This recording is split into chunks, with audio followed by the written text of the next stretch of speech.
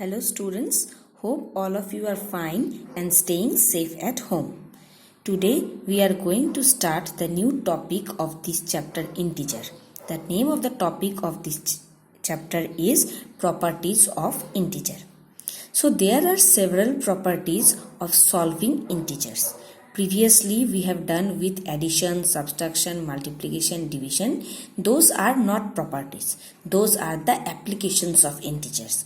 Now some properties are there which we will implement while we will solve the integers. That means in case of simplifications it will be used. So first we will go to the first property. The first property is closure property. Now, what does this closure property means? Closure property means if we add, multiply, divide, subtract two integers or more than two integers, we will get the result as an integer. That means from which type of number we are taking, that type of number only we are getting in our result.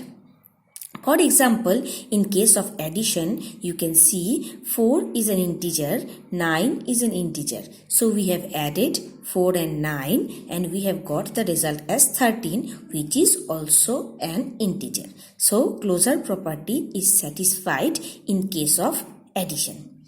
Now let's go to multiplication.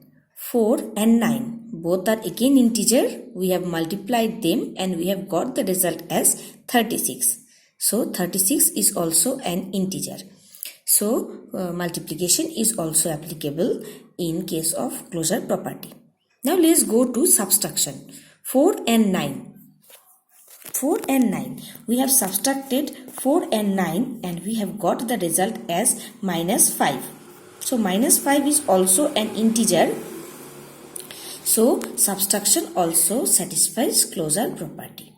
But in case of division, it always does not satisfy. Like 6 and 2 we have taken and we have divided. In this case, it has satisfied. But if we take minus 7 and 3, it will not satisfy. So division may or may not be satisfy closure property. In brief, closure property is applicable on addition, multiplication and subtraction, but it may or may not be applicable in case of division. So this is the first property. Now we will go to our second property. The second property is commutative property.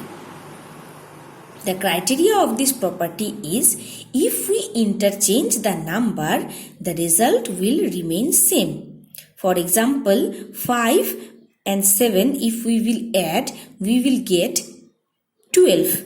If we add 7 and 5, then also we will get our result as 12.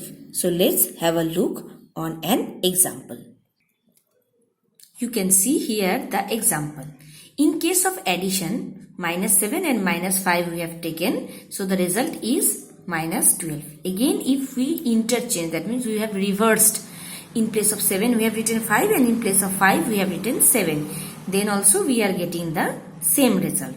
So it satisfies in case of addition. Now let's see in case of multiplication.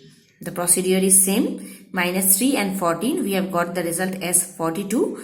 And 14 into minus 3 again we have got the result as minus 42. So it is applicable in case of addition and multiplication. If you will look at your book, there are some examples given which can satisfy that it is not applicable in case of subtraction and division. So let's go to those examples showing its insufficiency in subtraction and division.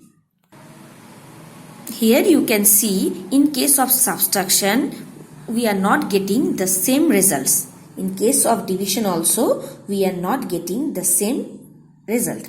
So we can conclude that commutative property is applicable in case of addition and multiplication, but it cannot be applicable on subtraction and division. So now go to the next property, that is identity property.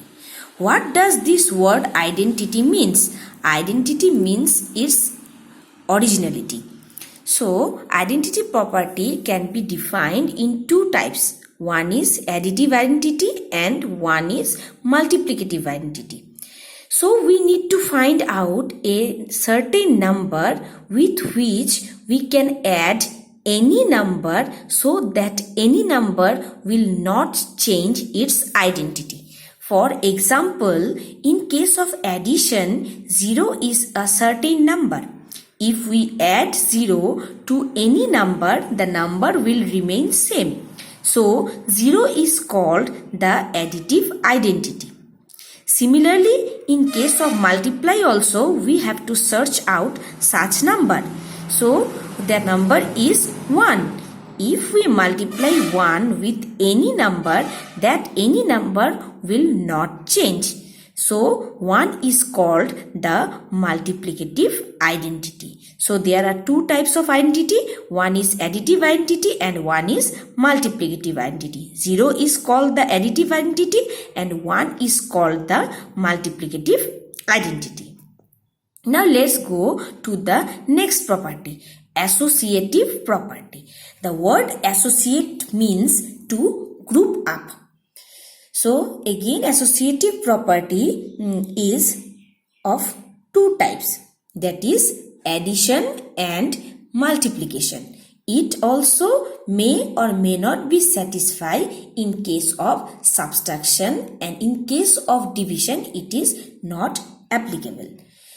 So you can see A plus B plus C, three terms are being added. So if somebody want to add, so they can take the last two terms and add them and then add with the first term, or they can add the first two terms and then add the third term. Similarly, in case of multiplication. So now let us go to some example of this associative property.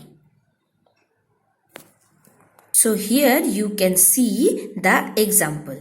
3 plus 4 plus 5. If somebody add 4 and 5 first and then add with 3, the result which he or she will get, the next person who will add 3 plus 4 and then add to 5 will get the same result. Similarly, in case of multiplication, but it is not applicable in case of subtraction, division, but it may sometimes applicable in subtraction.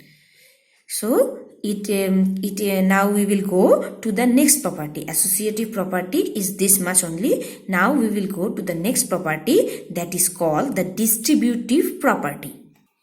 Let's have a look in distributive property. What does distributive property means? The word distributive has derived from the word distribute. That means we have to distribute something. So what we will distribute? You can see I have written here A into B plus C. So here two operations are being used. One is multiplication and one is addition. So A multiply is distributed over B and C. So A multiply B and A multiply C. This is the most important property of integer. Since multiply is distributed over addition, so the name of this property is distributive property of multiplication over addition. Now next go to another one. A multiply B minus C. So A multiply is being distributed over B and C. Since in between B and C the operation is subtraction, so the name of this property is distributive property of multiplication over subtraction. So applying these all, we are going to solve our next exercise. There are some notes. So let's have a look in this note. What are these notes? There you will get two new terms. One is additive inverse and one is multiplicative inverse. Additive inverse means opposite and multiplicative inverse means reciprocal. Opposite means if 15's additive inverse is minus 15. And multiplicative inverse, 3's multiplicative inverse is 1 by 3. So this much for today's class. See you again with the next exercise 1D. Hope you all will understand. the exercise properly. Thank you.